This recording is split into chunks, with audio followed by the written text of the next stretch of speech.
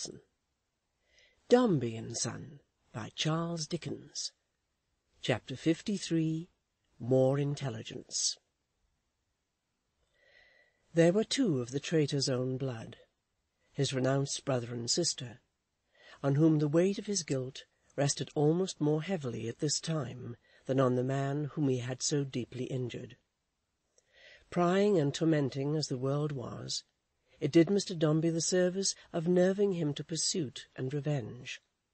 It roused his passion, stung his pride, twisted the one idea of his life into a new shape, and made some gratification of his wrath, the object into which his whole intellectual existence resolved itself.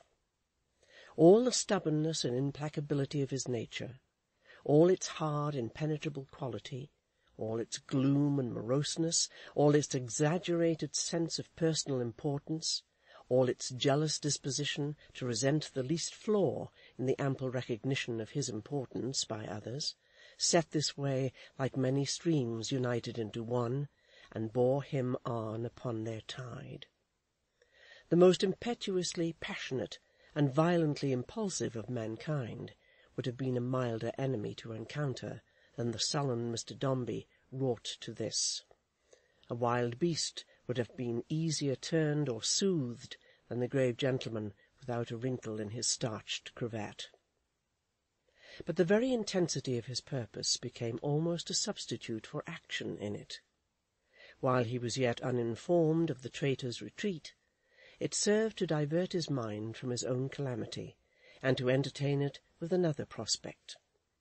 The brother and sister of his false favourite had no such relief. Everything in their history, past and present, gave his delinquency a more afflicting meaning to them. The sister may have sometimes sadly thought that if she had remained with him, the companion and friend she had been once, he might have escaped the crime into which he had fallen. If she ever thought so, it was still without regret for what she had done, without the least doubt of her duty, without any pricing or enhancing of her self-devotion. But when this possibility presented itself to the erring and repentant brother, as it sometimes did, it smote upon his heart with such a keen, reproachful touch as he could hardly bear. No idea of retort upon his cruel brother came into his mind. New accusation of himself, fresh inward lamentings over his own unworthiness, and the ruin in which it was at once his consolation and his self-reproach that he did not stand alone, were the sole kind of reflections to which the discovery gave rise in him. It was on the very same day, whose evening set upon the last chapter, and when Mr. Dombey's world was busiest with the elopement of his wife, at the window of the room in which the brother and sister sat at their early breakfast, was darkened by the unexpected shadow of a man coming to the little porch, which man was Perch the messenger.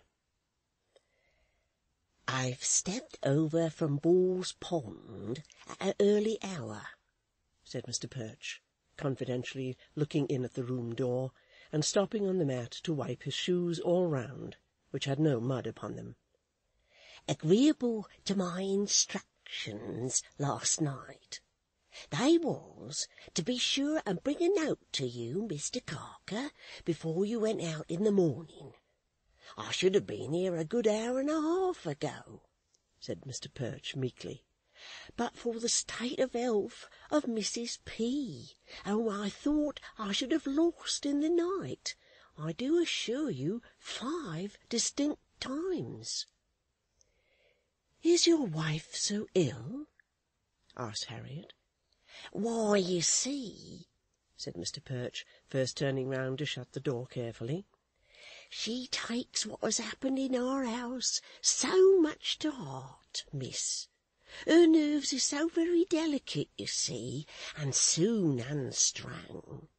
Not but what the strongest nerves had good need to be shook, I'm sure.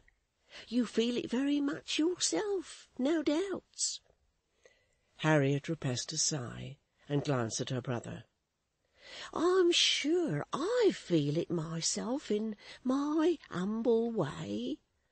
Mr. Perch went on to say, with a shake of his head, in a manner I couldn't have believed if I hadn't been called upon to undergo, is almost the effect of drink upon me.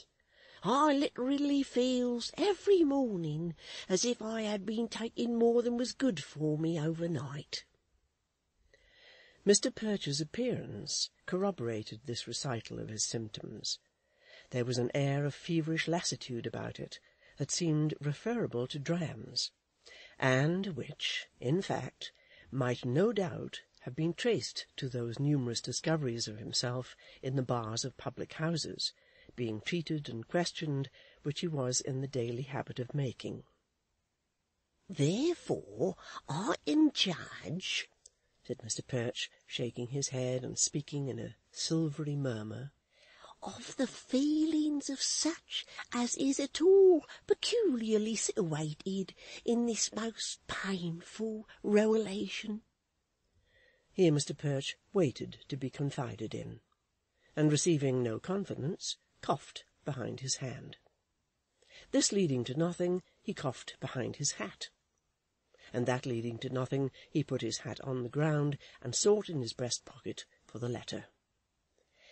If I rightly recollect, there was no answer, said Mr. Perch with an affable smile. But perhaps you'll be so good as to cast your eye over it, sir. John Carker broke the seal, which was Mr. Dombey's, and, possessing himself of the contents, which were very brief, replied, "No, no answer is expected." "Then I shall wish you good morning, miss," said Perch, taking a step toward the door, "and hoping, I'm sure, that you'll not permit yourself to be more reduced in mind than you can help by the late painful revelation. The papers," said Mr. Perch, taking 2 steps back again, and comprehensively addressing both the brother and sister in a whisper of increased mystery, "is more eager for news of it than you'd suppose possible.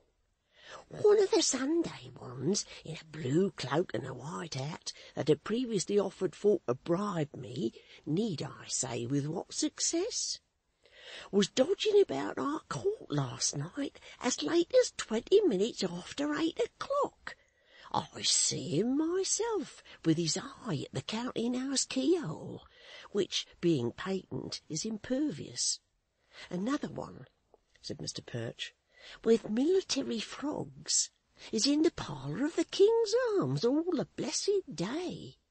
I happened, last week, to let a little observation fall there, and next morning, which was Sunday, I see it worked up in print in a most surprising manner."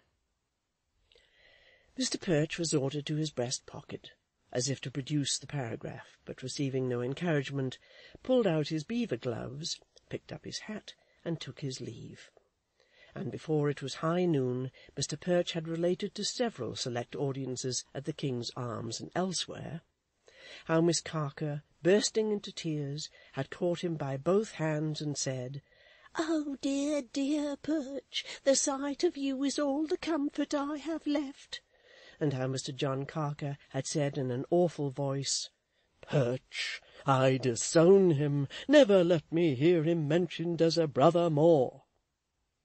"Dear John," said Harriet, when they were left alone, and had remained silent for some few moments, "there are bad tidings in that letter."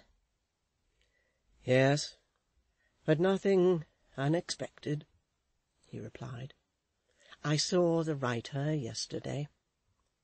"The writer?" "Mr. Dombey. He passed twice through the counting-house while I was there. I had been able to avoid him before, but of course could not hope to do that long. I know how natural it was that he should regard my presence as something offensive. I felt it must be so myself." "He did not say so?" "No, he said nothing, but I saw that his glance rested on me for a moment, and I was prepared for what would happen, what has happened. I am dismissed." She looked as little shocked and as hopeful as she could, but it was distressing news, for many reasons. "I need not tell you," said John Carker, reading the letter, "why your name would henceforth have an unnatural sound in however remote a connection with mine, or why the daily sight of anyone who bears it would be unendurable to me. I have to notify the cessation of all engagements between us from this date, and to request that no renewal of any communication with me or my establishment be ever attempted by you. Enclosed is an equivalent in money to a generously long notice, and this is my discharge. Heaven knows, Harriet, it is a lenient and considerate one, when we remember all."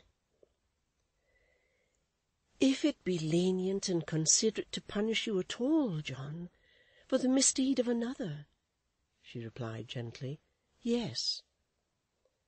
"We have been an ill-omened race to him," said John Carker. "He has reason to shrink from the sound of our name, and to think that there is something cursed and wicked in our blood. I should almost think it too, Harriet, but for you." "Brother, don't speak like this. If you have any special reason, as you say you have, and think you have, though I say no, to love me, spare me the hearing of such wild, mad words." He covered his face with both his hands, but soon permitted her, coming near him, to take one in her own. "After so many years, this parting is a melancholy thing, I know," said his sister, "and the cause of it is dreadful to us both. We have to live too, and must look about us for the means. Well, well, we can do so undismayed. It is our pride, not our trouble, to strive, John, and to strive together." A smile played on her lips as she kissed his cheek and entreated him to be of good cheer. "Oh, dearest sister, tied of your own noble will to a ruined man, whose reputation is blighted, who has no friend himself, and has driven every friend of yours away." "John," she laid her hand hastily upon his lips, "for my sake, in remembrance of our long companionship." He was silent. "Now let me tell you, dear," quietly sitting by his side, "I have, as you have, expected this, and when I have been thinking of it, and fearing that it would happen, and preparing myself for it as well as I could, I have resolved to tell you, if it should be so, that I have kept a secret from you, and that we have a friend." "What's our friend's name, Harriet?" he answered with a sorrowful smile. "Indeed, I don't know, but he once made a very earnest protestation to me of his friendship and his wish to serve us, and to this day I believe him." "Harriet," exclaimed her wondering brother, "where does this friend live?"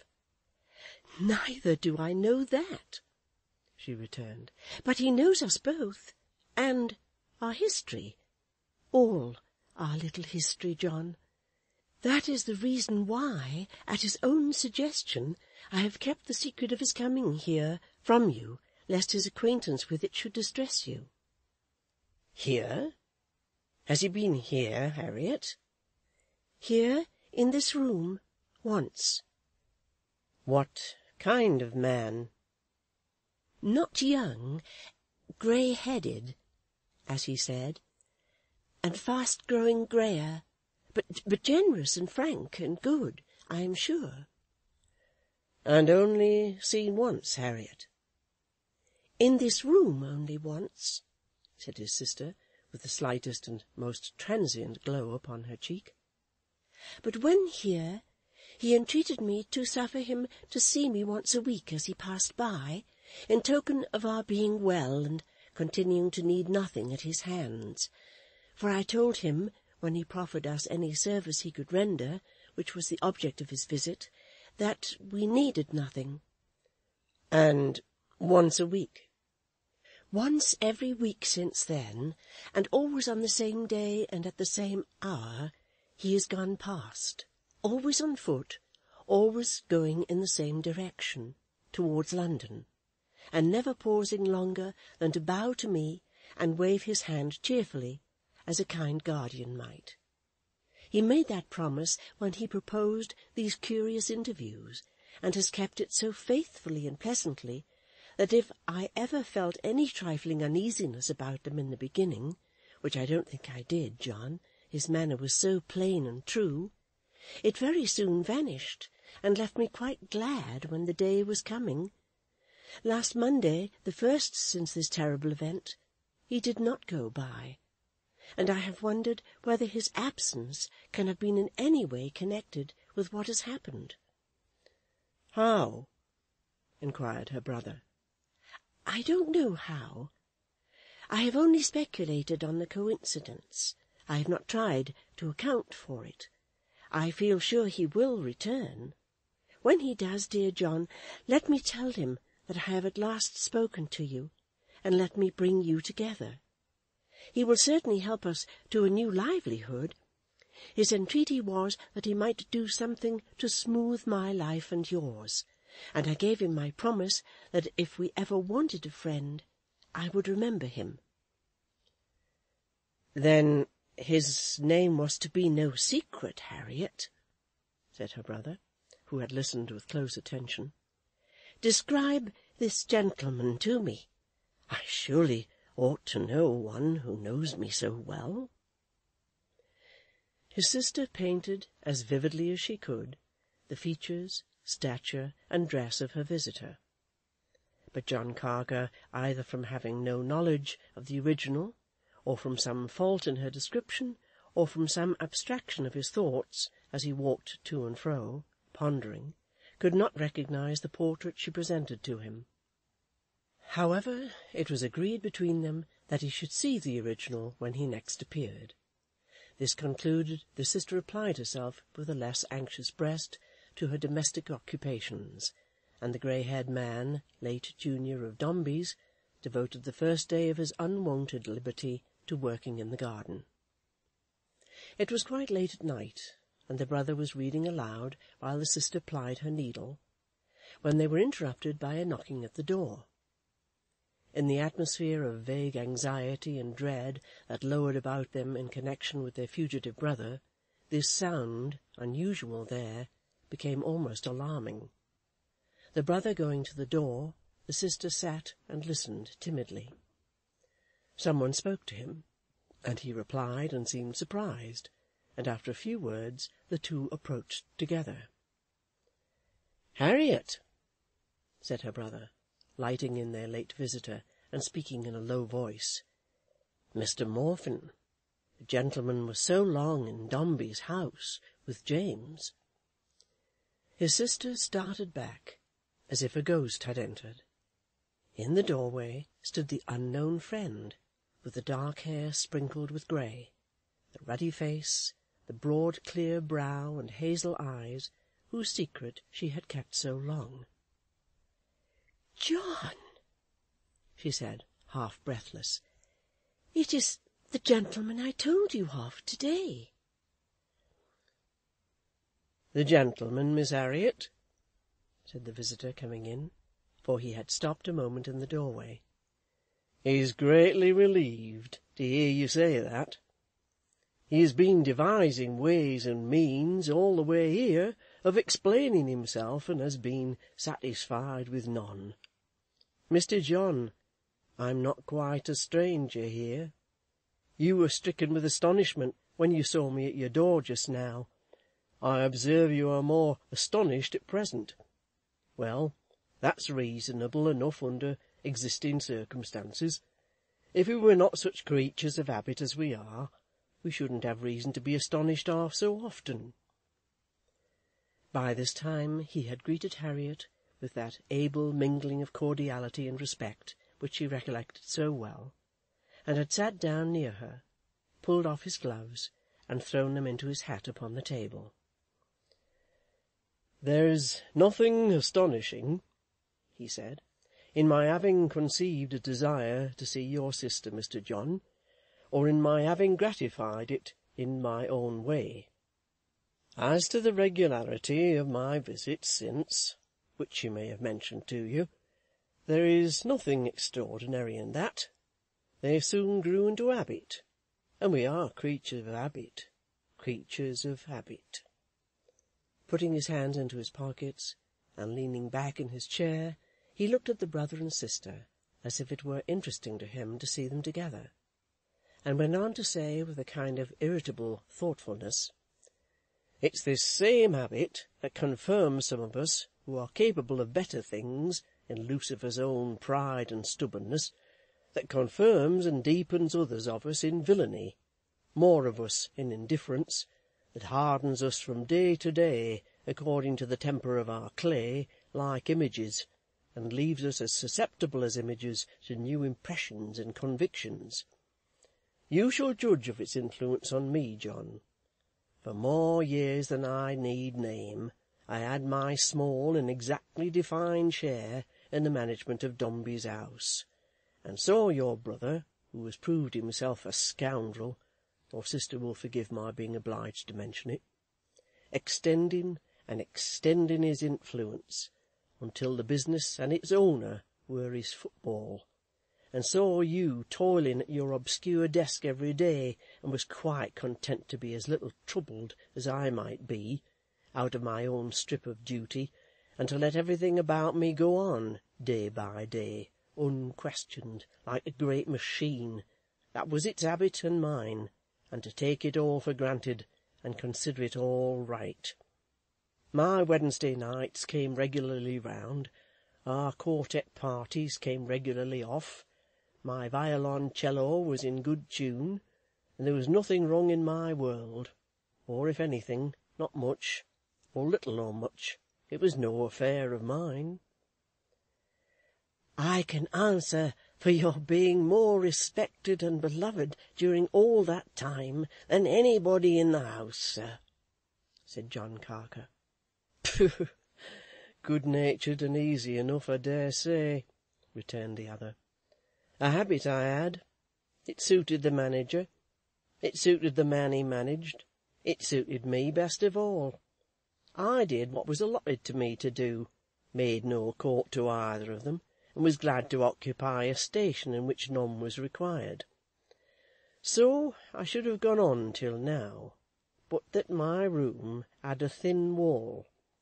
You can tell your sister that it was divided from the manager's room by a wainscot partition."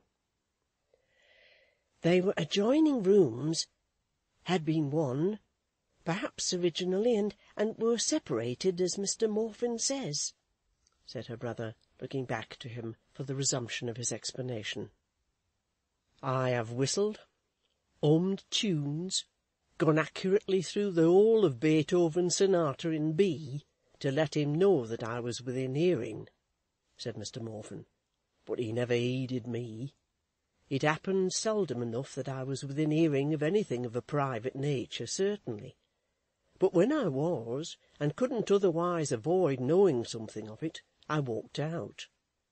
I walked out once, John, during a conversation between two brothers, to which, in the beginning, young Walter Gay was a party, but I overheard some of it before I left the room. You remember it sufficiently, perhaps, to tell your sister what its nature was." "It referred, Harriet," said her brother in a low voice, "to the past, and to our relative positions in the house." "Its matter was not new to me, but was presented in a new aspect. It shook me in my habit, the habit of 9/10 of the world, of believing that all was right about me, because I was used to it," said their visitor, "and induced me to recall the history of the two brothers, and to ponder on it, I think it was almost the first time in my life when I fell into this train of reflection. How will many things that are familiar, and quite matters of course to us now, look, when we come to see them from that new and distant point of view which we must all take up, one day or other? I was something less good-natured, as the phrase goes, after that morning, less easy and complacent altogether. He sat for a minute or so, drumming with one hand on the table, and resumed in a hurry, as if he were anxious to get rid of his confession. Before I knew what to do, or whether I could do anything, there was a second conversation between the same two brothers, in which their sister was mentioned. I had no scruples of conscience in suffering all the waifs and strays of that conversation to float to me as freely as they would. I considered them mine by right. After that I came here to see the sister for myself. The first time I stopped at the garden gate, I made a pretext of inquiring into the character of a poor neighbour, but I wandered out of that tract, and I think Miss Harriet mistrusted me. The second time I asked leave to came in, and said what I wished to say. Your sister showed me reasons which I dared not dispute, for receiving no assistance from me then, but I established a means of communication between us, which remained unbroken until within these few days, when I was prevented, by important matters that have lately devolved upon me, from maintaining them. How little I have suspected this, said John Carker, when I have seen you every day, sir. If Harriet could have guessed your name— Why, to tell you the truth, John, interposed the visitor, I kept it to myself for two reasons.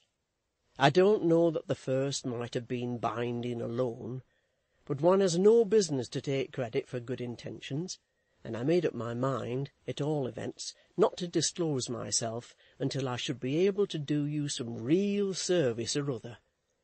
My second reason was that I always hoped there might be some lingering possibility of your brother's relenting towards you both, and in that case I felt that where there was the chance of a man of his suspicious, watchful character discovering that you had been secretly befriended by me, there was the chance of a new and fatal cause of division.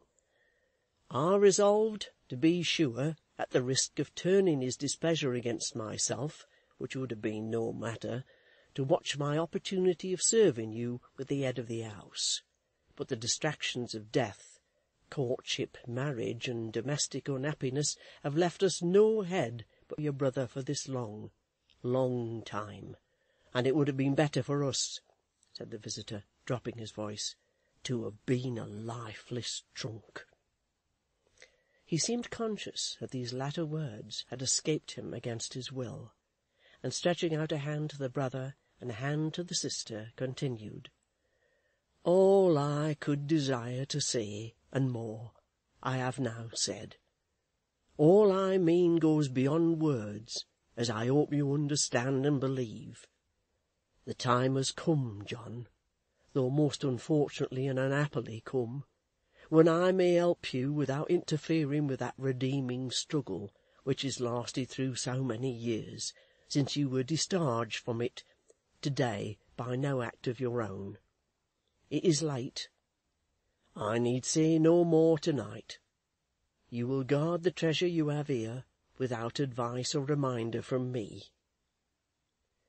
With these words he rose to go. But go you first, John, he said good-humouredly, with a light, without saying what you want to say, whatever that may be. John Carker's heart was full, and he would have relieved it in speech, if he could. And let me have a word with your sister. We've talked alone before, and in this room too, though it looks more natural with you here. Following him out with his eyes, he turned kindly to Harriet, and said in a lower voice and with an altered and graver manner, You wish to ask me something of the man whose sister it is your misfortune to be. I dread to ask, said Harriet. "You have looked so earnestly at me more than once," rejoined the visitor, "that I think I can divine your question. Has he taken money? Is it that?" "Yes." "He has not." "Ah, I thank Heaven," said Harriet, "for the sake of John." "That he has abused his trust in many ways," said Mr. Morfin, "that he has oftener dealt and speculated to advantage for himself than for the house he represented, that he has led the house on to prodigious ventures, often resulting in enormous losses, that he has always pampered the vanity and ambition of his employer when it was his duty to have held them in check, and shown, as it was in his power to do, to what they tended here or there, will not perhaps surprise you now. Undertakings have been entered on to swell the reputation of the house for vast resources, and to exhibit it in magnificent contrast to other merchants' houses, of which it requires a steady head to contemplate the possibly. A few disastrous changes of affairs might render them the probably ruinous consequences. In the midst of many transactions of the house, in most parts of the world, a great labyrinth of which only he has held the clue, he has had the opportunity, and he seems to have used it, of keeping the various results afloat, when ascertained, and substituting estimates and generalities for facts. But latterly, you follow me, Miss Harriet?" "Perfectly, perfectly," she answered with her frightened face fixed on his. "Pray tell me all the worst at once." "Latterly, he appears to have devoted the greatest pains to making these results so plain and clear that reference to the private books enables one to grasp them, numerous and varying as they are, with extraordinary ease, as if he had resolved to show his employer at one broad view what has been brought upon him by ministration to his ruling passion. That it has been his constant practice to minister to that passion basely, and to flatter it corruptly, is indubitable.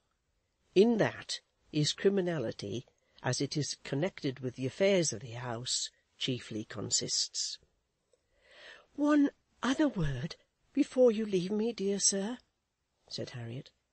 "There is no danger in all this?" "How danger?" he returned, with a little hesitation. "To the credit of the house." "I cannot help answering you plainly, and trusting you completely," said Mr. Morfin, after a moment's survey of her face. "You may. Indeed you may." "I am sure I may. Danger to the house's credit? No, none. There may be difficulty, greater or less difficulty, but no danger, unless, indeed, the head of the house, unable to bring his mind to the reduction of its enterprises, and positively refusing to believe that it is, or can be, in any position but the position in which he has always represented it to himself, should urge it beyond its strength. Then it would totter." "But there's no apprehension of that," said Harriet. "There shall be no half-confidence," he replied, shaking her hand. "Between us, Mr. Dombey is unapproachable by any one, and his state of mind is haughty, rash, unreasonable, and ungovernable now. But he is disturbed and agitated now beyond all common bounds, and it may pass. You now know all, both worst and best. No more to-night, and good night." With that he kissed her hand, and, passing out to the door where her brother stood awaiting his coming, put him cheerfully aside when he essayed to speak, told him that, as they would see each other soon and often, he might speak at another time if he would, but there was no leisure for it then, and went away at a round pace in order that no word of gratitude might follow him.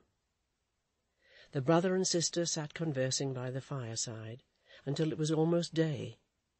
made sleepless by this glimpse of the new world that opened before them, and feeling like two people shipwrecked long ago upon a solitary coast, to whom a ship had come at last, when they were old in resignation, and had lost all thought of any other home. But another and different kind of disquietude kept them waking too.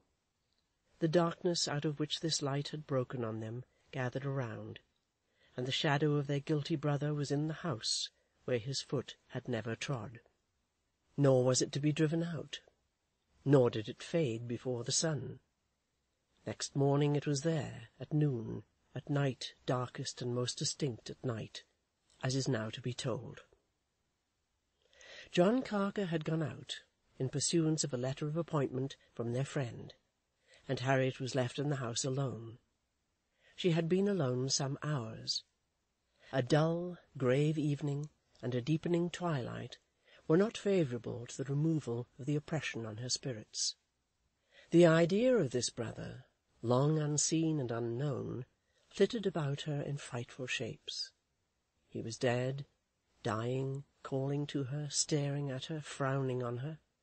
The pictures in her mind were so obtrusive and exact that, as the twilight deepened, she dreaded to raise her head and look at the dark corners of the room, lest his wraith, the offspring of her excited imagination, should be waiting there to startle her. Once she had such a fancy of his being in the next room hiding, though she knew quite well what a distempered fancy it was, and had no belief in it, that she forced herself to go there for her own conviction. But in vain. The room resumed its shadowy terrors the moment she left it, and she had no more power to divest herself of these vague impressions of dread than if they had been stone giants rooted in the solid earth. It was almost dark, and she was sitting near the window with her head upon her hand, looking down, when, sensible of a sudden increase in the gloom of the apartment, she raised her eyes and uttered an involuntary cry. Close to the glass, a pale, scared face gazed in, vacantly, for an instant, as searching for an object. Then the eyes rested on herself, and lighted up. "Let me in! Let me in! I want to speak to you!" And the hand rattled on the glass. She recognized immediately the woman with the long dark hair, to whom she had given warmth, food, and shelter one wet night. Naturally afraid of her, remembering her violent behaviour, Harriet, retreating a little from the window, stood undecided and alarmed. "Let me in! Let me speak to you! I am thankful, quiet, humble, anything you like, but let me speak to you." The vehement manner of the entreaty, the earnest expression of the face, the trembling of the two hands that were raised imploringly, a certain dread and terror in the voice akin to her own condition at the moment, prevailed with Harriet. She hastened to the door and opened it. "May I come in, or shall I speak here?" said the woman, catching at her hand. "What is it that you want? What is it that you have to say?" "Not much, but let me say it out, or I shall never say it. I am tempted now to go away. There seem to be hands dragging me from the door. Let me come in, if you can trust me for this once." Her energy again prevailed, and they passed into the firelight of the little kitchen, where she had before sat, and ate, and dried her clothes.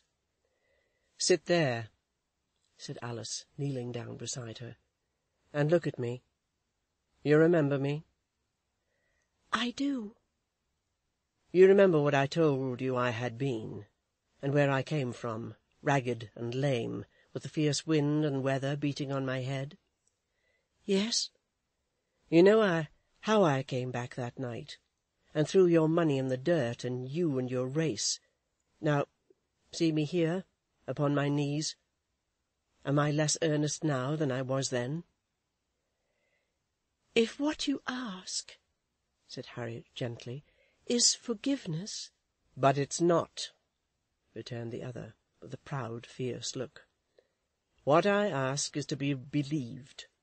Now you shall judge if I am worthy of belief, both as I was and as I am." Still upon her knees, and with her eyes upon the fire, and the fire shining on her ruined beauty and her wild black hair, one long tress of which she pulled over her shoulder, and wound about her hand, and thoughtfully bit and tore while speaking, she went on. "When I was young and pretty, and this," plucking contemptuously at the hair she held, "was only handled delicately, I couldn't be admired enough, my mother, who had not been very mindful of me as a child, found out my merits, and was fond of me, and proud of me. She was covetous and poor, and thought to make a sort of property of me. No great lady ever thought that of a daughter yet, I'm sure, or acted as if she did. It's never done, we all know, and that shows that the only instances of mothers bringing up their daughters wrong, and evil coming of it, are among such miserable folks as us." Looking at the fire, as if she were forgetful, for the moment, of having any auditor, she continued in a dreamy way, as she wound the long tress of hair round and round her hand. "What came of that, I needn't say. Wretched marriages don't come of such things in our degree. Only wretchedness and ruin. Wretchedness and ruin came on me. Raising her eyes swiftly from their moody gaze upon the fire to Harriet's face, she said, "I am wasting time, and there is none to spare. Yet if I hadn't thought of all, I shouldn't be here now. Wretchedness and ruin came on me, I say. I was made a short-lived toy, and flung aside more cruelly and carelessly than even such things are. By whose hand, do you think?" "Why do you ask me?" said Harriet. "Why do you tremble?" rejoined Alice, with an eager look. "His usage made a devil of me. I sunk in wretchedness and ruin lower and lower yet. I was concerned in a robbery, in every part of it but the gains, and was found out and sent to be tried without a friend, without a penny. Though I was but a girl, I would have gone to death sooner than ask him for a word. If a word of his could have saved me, I would. To any death that could have been invented. But my mother, covered as always, sent to him in my name, told the true story of my case, and humbly prayed and petitioned for a small last gift, for not so many pounds as I have fingers on this hand. Who was it, do you think, who snapped his fingers at me in my misery, lying, as he believed, at his feet, and left me without even this poor sign of remembrance? Well satisfied that I should be sent abroad, beyond the reach of farther trouble to him, and should die and rot there. Who was this, do you think?" "Why do you ask me?" repeated Harriet. "Why do you tremble?" said Alice, laying her hand upon her arm and looking in her face. "But that the answer is on your lips. It was your brother James." Harriet trembled more and more, but did not avert her eyes from the eager look that rested on them. "When I knew you were his sister, which was on that night, I came back, weary and lame, to spurn your gift. I felt that night as if I could have travelled, weary and lame, over the whole world to stab him, if I could have found him in a lonely place with no one near. Do you believe that I was earnest in all that?" "I do. Good heaven, why are you come again?" "Since then," said Alice, with the same grasp of her arm and the same look in her face, "I have seen him. I have followed him with my eyes in the broad day. If any spark of my resentment slumbered in my bosom, it sprung into a blaze when my eyes rested on him. You know he has wronged a proud man, and made him his deadly enemy. What if I had given information of him to that man?" "Information?" repeated Harriet. "What if I had found out one who knew your brother's secret, who knew the manner of his flight, who knew where he and the companion of his flight were gone? What if I had made him utter all his knowledge word by word before his enemy, concealed to hear it?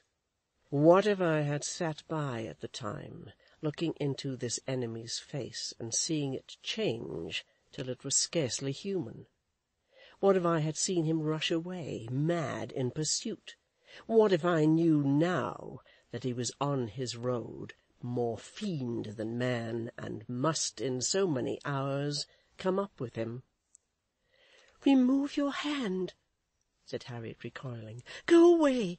Your touch is dreadful to me." "I have done this," pursued the other, with her eager look, regardless of the interruption.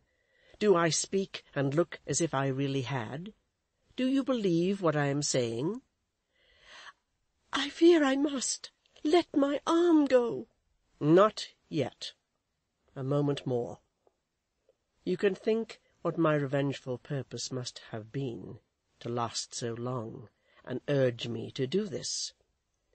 "Dreadful!" said Harriet.